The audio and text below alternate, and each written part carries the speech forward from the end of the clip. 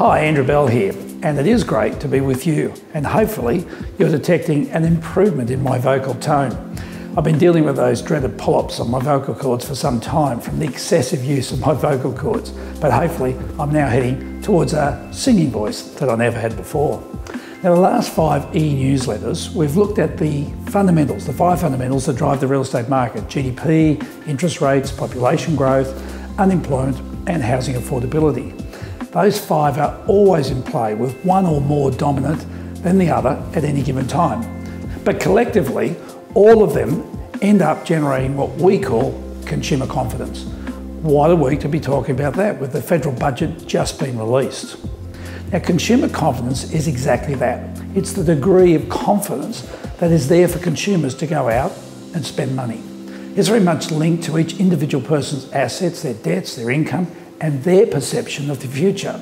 There is now greater access to information landing in front of us on a daily basis, if not hourly basis. How much have we heard in recent times about the Australian deficit? And of course, that does nothing to give anyone a degree of confidence.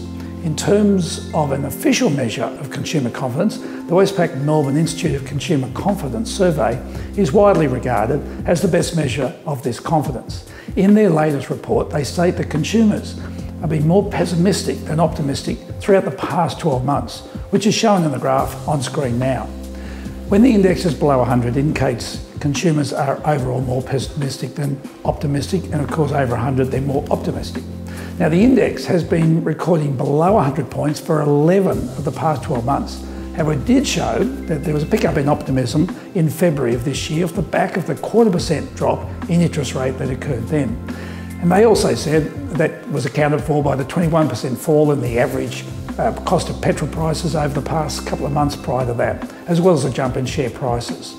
Now, it's going to be interesting to see the most recent survey after yet another interest rate drop, the second of the year. It is interesting that the low consumer confidence levels has not held back the strong activity in real estate. And as such, markets like Sydney and Melbourne have really been very strong. And for many people, their belief is that the best place to invest their money presently is in the real estate market. One can only imagine just how strong the real estate market would be if consumer confidence was significantly higher than it is at present. It'll be interesting to see how our federal budget plays out. There's a usual sort of knee-jerk reaction that occurs once an announcement such as that occurs, but ultimately after a few weeks you get a better read of how consumers have viewed this budget. There is no doubt that the broader activity in the economy needs to pick up for us to see higher consumer confidence.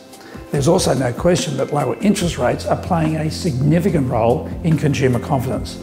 But I think what consumers are looking for now is some belief in a plan to build economic activity and to see a downward trend in unemployment. So perhaps it's going to be some while before we see consumer confidence back over the 100 index and as such in positive territory.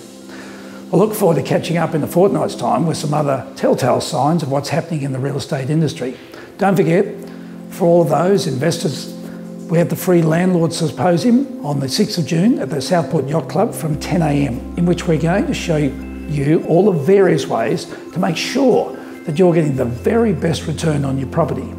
If you want more information on that Landlord Symposium, please contact our event coordinator, Helena Carson, whose details are on screen, and she'll give you the full information as required. Well, that's it for this week.